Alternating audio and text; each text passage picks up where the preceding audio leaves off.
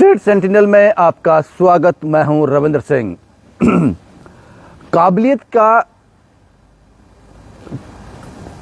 को क्या समझता है भारत और काबिलियत को क्या समझता है जम्मू कश्मीर, क्या अहमियत है काबिलियत की यहाँ पर, उसी पर यह वीडियो बेस्ड है। भारत देश अपने आप में इतना मजबूत है, इसको कमज़ोर कर पाना किसी के बस की बात नहीं। लेकिन मैं आपको यकीन से कह सकता हूं कि भारत को जो कमज़ोर कर रहा है वो अपने ही लोग हैं। अपने थोड़े से फायदे के लिए एक दिन ऐसा आ जाएगा, भारत सभी देशों की गिनती में सबसे लास्ट पायदान पर खड़ा होगा, सबसे आखिरी में खड़ा होगा। ये वीडियो देखने के बाद फैसला कीजिएगा कि मैं सही कह रहा हूं या गलत कह रहा हूं। 60% से ज्यादा रिजर्वेशन है, 60 से ज्यादा भारत में। और अगर जम्मू कश्मीर की बात की जाए तो 70% रिजर्वेशन। जो मेरिट का स्टूडेंट है, मेरिटोरियस स्टूडेंट है, जो मेहनत करता है, काबिल है, सिर्फ उसके पास गुंजाइश 30% की रह गई। यह चिंता का विषय है। और ऐसा क्यों हुआ कि जम्मू कश्मीर 70% रिजर्वेशन तक पहुंच गया? इसके जिम्मेदार हैं सियासी लोग।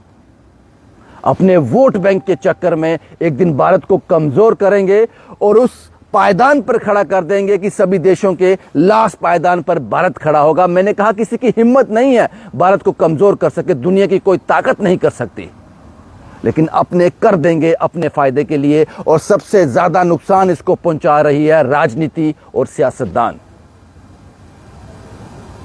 मैं जम्मू कश्मीर की बात करता हूं। जम्मू कश्मीर वालों, आपको पता होना चाहिए 1992 में सुप्रीम कोर्ट का एक स्टेटमेंट था, उन्होंने कह दिया था कि रिजर्वेशन पर 50% पर कैप होनी चाहिए और 50% मेरिटोरियस स्टूडेंट्स के लिए होना चाहिए, मेरिट के लिए होना चाहिए। तो यह बैलेंस बना रहेगा। हमने उन लोगों को उठाना है जो पिछले वर्ग से हैं, पिछड़े हुए हैं। 50% कैटेगरी में रखो उन सबको उस कैटेगरी में रखो, रिजर्वेशन में रखो, लेकिन 50% आपको मेरिट के लिए रखना होगा, तभी तो काबिलियत सामने आएगी। यह बैलेंस बना रहेगा।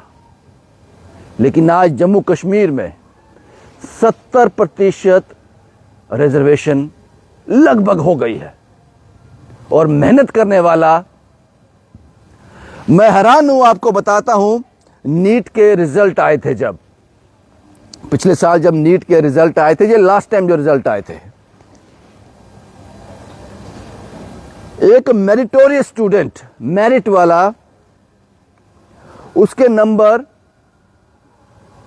जो आदमी रिजर्वेशन में था, जो डॉक्टर के लिए सिलेक्ट हो गया, जिसको डॉक्टर की सीट मिल गई, वो जो रिजर्वेशन वाला था, उसके 100 से 120 नंबर कम थे मेरिटोरियस स्टूडेंट से। लेकिन जो मेरिट में था उसको वो सीट नहीं मिली, वो फेल हो गया। तो आप इससे अंदाजा लगाओ हम क्या दे रहे हैं भारत को, हम भारत को क्या दे रहे हैं। और अभी जो पहाड़ी स्टेटस की बात की इन्होंने, हालांकि ये आंख से कमजोर हैं, जो हमारे सियासतदान हैं, जो पार्टी सत्ता में होती है, वो सिर्फ अपने वोट बैंक के लिए राजनीति करती है, उनकी आंख कमजोर है। उन्होंने पहाड़ी रिजर्वेशन, जो पहाड़ी स्टेटस दिया पुंछ, राजौरी और पाडर के लोगों को, अच्छी बात है, मुबारक हो उन लोगों को, लेकिन वो आंख से कम देखते हैं। उनको बनी, मल्हार, लोही, डोडा, भद्रवा, किश्तवाड़, इसमें से कोई पहाड़ दिखा ही नहीं उनको। ये सब मैदानी इलाके हैं। अपने वोट बैंक के लिए उन्होंने पर्टिकुलर जगहों को चुना और उनको स्टेटस किया, और 10% रिजर्वेशन भी, यहां तक मेरी जानकारी है। तो ये रिजर्वेशन अब 70% लगभग हो गया। और मेहनत करने वाला, काबिल जो है, मेरिटोरियस स्टूडेंट, वो क्या करेगा फिर? वो नाराज होगा भारत से, वो नाराज होगा जम्मू कश्मीर से, जाएगा अमेरिका, लंदन, बाहर,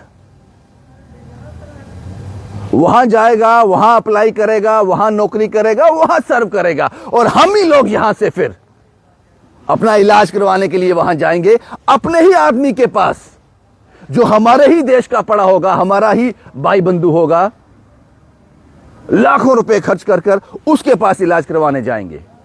क्योंकि हमने जो आउटपुट निकाला, हमने 70% रिजर्वेशन तक पहुंच गए और 30% मेरिटोरियस को दे दिया, तो इसका आउटपुट निकलेगा क्या?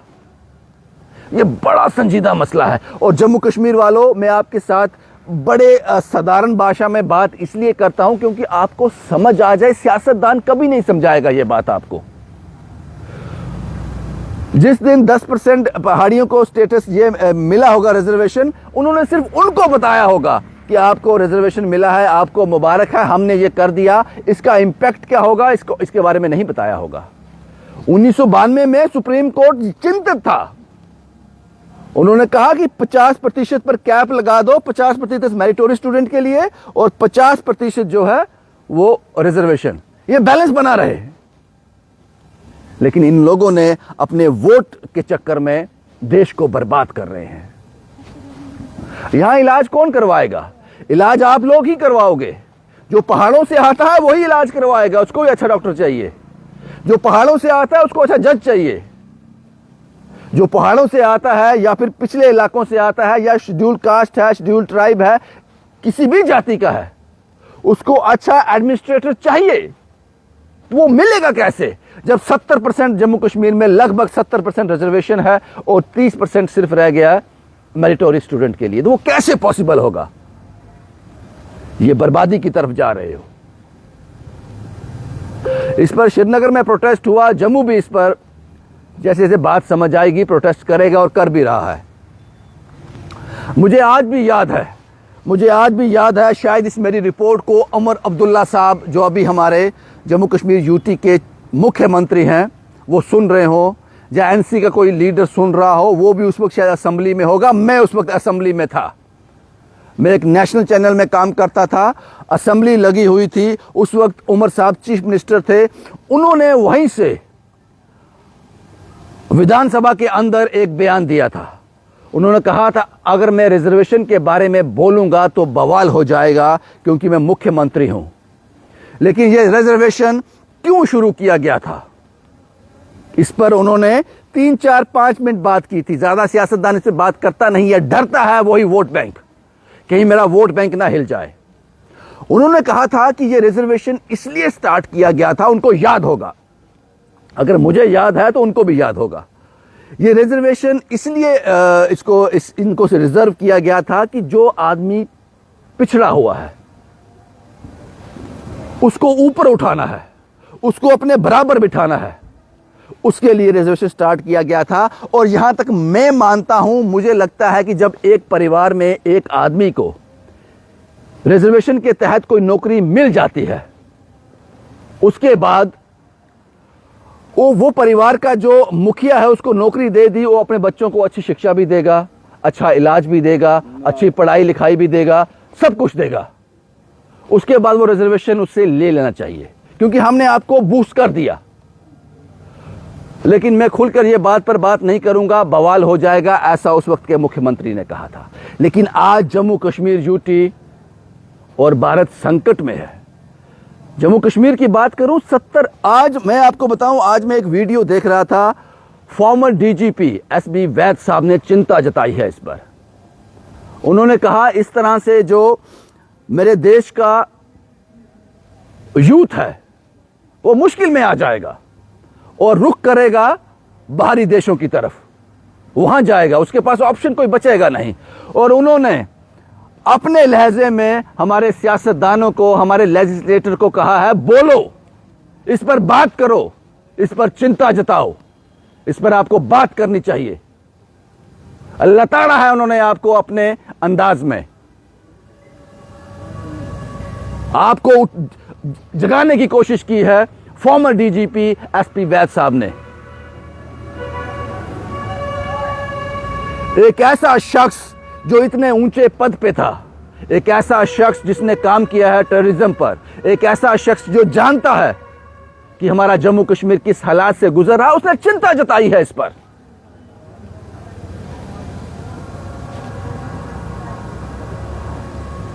और इतनी साधारण और सभ्य भाषा में मैं आपसे बात इसलिए कर रहा हूं, आपको बात समझ आ जाए।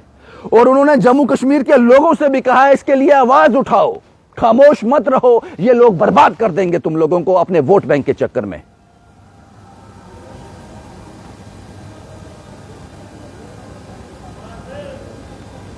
इसीलिए मैंने कहा कि भारत देश इतना मजबूत है, इतना ताकतवर है, इसको कोई कमजोर कर नहीं सकता। लेकिन जब बुनियाद में ही नमक हो,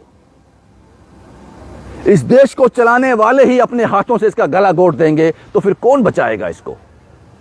आपको बात समझ आ रही है? मैं जम्मू कश्मीर की बात कर रहा हूं। 70% तक, लगभग 70% तक रिजर्वेशन। तो काबिलियत कहां से मिलेगी हमको? इस बात को, इसका विश्लेषण करने की जरूरत है, इस पर चिंता करने की जरूरत है। क्योंकि सियासतदान, ईमान क्या कहूं मैं इसमें आपको, एक सच्चा सियासतदान जो वाकई ही देश के बारे में सोचता है, एक सच्चा लीडर इस पर बात करेगा। लेकिन जिसको अपनी सियासत करनी है, गद्दी पर बैठे रहना है, अपने वोट बैंक का ध्यान रखना है, वो उस पर बिल्कुल बात नहीं करेगा, खामोश रहेगा इस पर। और उन्हीं खामोश लोगों को जगाने के लिए एक वीडियो आज मैंने देखा एसपी वैद साहब का, फॉर्मर डीजीपी। बस मुझे आपसे इतना ही कहना था। आपको पता होना चाहिए कि मेरी बर्बादी का रास्ता कहां कहां से होकर गुजरा है और इसके जिम्मेदार कौन कौन है, यह पता होना चाहिए आपको। इसलिए यह वीडियो मैंने पब्लिक डोमेन में रखा। बाकी कमेंट बॉक्स में अगर आपको मेरे वीडियोस अच्छे नहीं लगते, जिस तरह से मैं सोचता हूं, जिस तरह से प्रेजेंट करता हूं, जिस तरह से जिस बातों में मैं चिंता जताता हूं, आपको पसंद नहीं आती, कमेंट बॉक्स में बता देना। ये वीडियो सिर्फ और सिर्फ जम्मू कश्मीर के लोगों के लिए बनाता हूं मैं। बहुत मेहनत लगती है इसमें, इन लोगों के काले चिट्ठे खोलने में वक्त लगता है। मुझे लगता है जम्मू कश्मीर के हर नागरिक को, चाहे वो रिजर्वेशन में आता है, चाहे वो जनरल में आता है, चाहे वो स्टूडेंट है, मेरिटोरियस है, सबको इसमें चिंता करनी चाहिए। क्योंकि जो रिजर्वेशन में आते हैं, आप ज्यादा खुश मत हो जाओ। जब आपका कोई बीमार होगा, आपको काबिल डॉक्टर चाहिए होगा। वो बैलेंस बना रहना चाहिए 50% और 50% रिजर्वेशन और 50% मेरिटोरियस का। अगर वो बैलेंस बिगड़ गया तो समझ लो देश बिगड़ गया, समझो जम्मू कश्मीर बिगड़ गया। ये बैलेंस बिगड़ना नहीं चाहिए। और सियासतदान, राजनीतिक, अपने आप को चलाने के लिए, अपने आप को सत्ता में रखने के लिए, हाँ, अपने भारत देश को भी दांव पे लगा रहे हैं, हमारे जम्मू कश्मीर को भी दांव पे लगा रहे हैं। बस इतना ही मुझे आपसे कहना था। शुभम कुमार के साथ Ravindra Singh, the state sentinel के लिए।